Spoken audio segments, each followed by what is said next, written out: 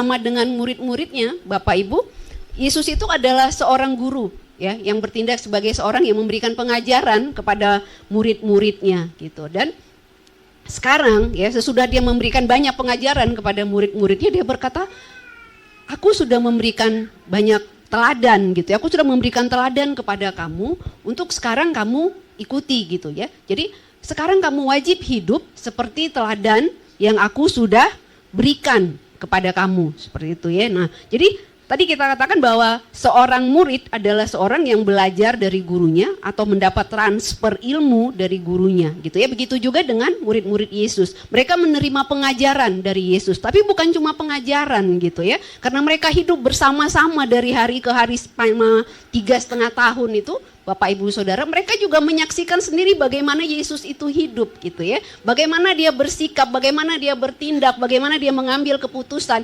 bagaimana dia memperlakukan orang lain, itu mereka semuanya lihat gitu. Nah, dan Yesus berkata, apa yang aku sudah lakukan kepada kamu itu, kamu juga harus memperbuatnya seperti itu juga gitu ya. Nah, sekarang dalam hal apa sih kita ini harus meneladani ya, atau mengikuti teladan Yesus gitu? Karena saya baca di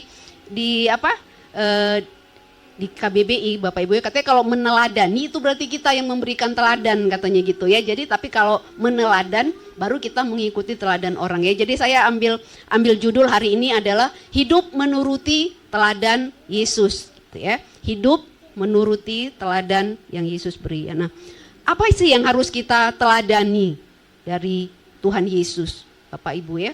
Nah, yang pertama adalah karakternya ya. Karakternya Tuhan Yesus itu harus kita teladani, harus kita ikuti dalam kehidupan kita. Gitu ya. Kalau kita membaca dari kitab Injil tentang bagaimana Yesus hidup bersama dengan murid-muridnya, Bapak Ibu, kita akan menemukan banyak karakter Yesus yang kita harus teladani gitu. Hari ini saya mengambil beberapa ya. Yang pertama adalah kerendahan hati gitu ya. Kalau kita lihat ya, dari sejak lahir sampai dia mati, Yesus itu menunjukkan sikap kerendahan hati yang luar biasa, Bapak Ibu ya. Nah, dia yang mulia ya, kata firman Tuhan, memilih untuk datang dalam segala kesederhanaan. Ya kan?